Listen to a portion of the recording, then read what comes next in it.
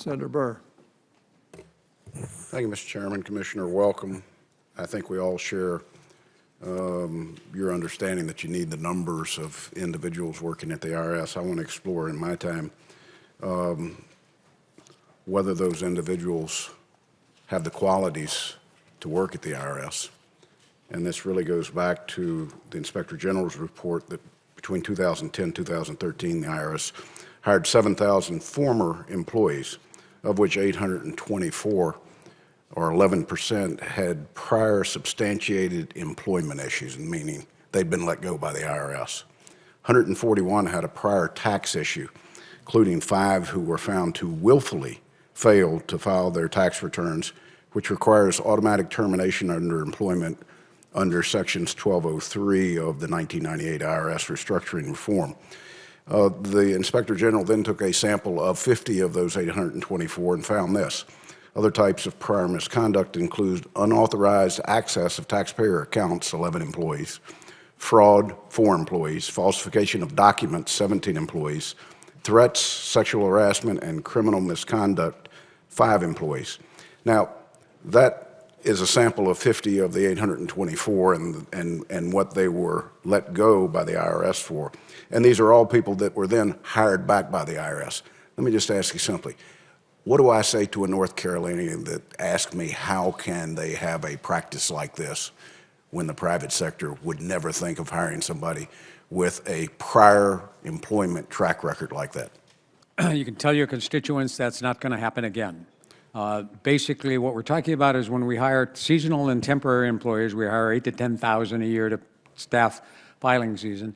And historically, that's a process that takes a lot of time. And once CIG noted that report, we went back through and made sure that if there's a prior substantial performance issue, or if someone has not complied with their taxes, or certainly if anybody has actually had unauthorized access to returns, they are not eligible to be rehired. None of these people I have described, though their names aren't here, currently work at the IRS. Is that what you're telling me? If most of those were temporary, and if they came back again the next year, they would not be working for the IRS. We do not hire people with prior anymore.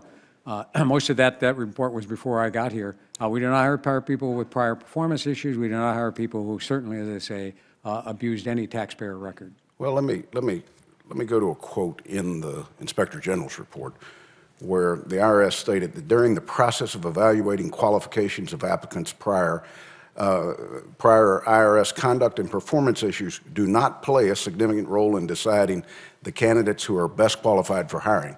Then, an answer to a question from Congressman Roscom, your response this month with reference to the Inspector General's recommendation 1, an IRS response, does the IRS consider conduct and performance issues before an offer is made to a candidate? And if not, why? Your response was, yes, we consider prior conduct and performance issues before making a final offer to a candidate.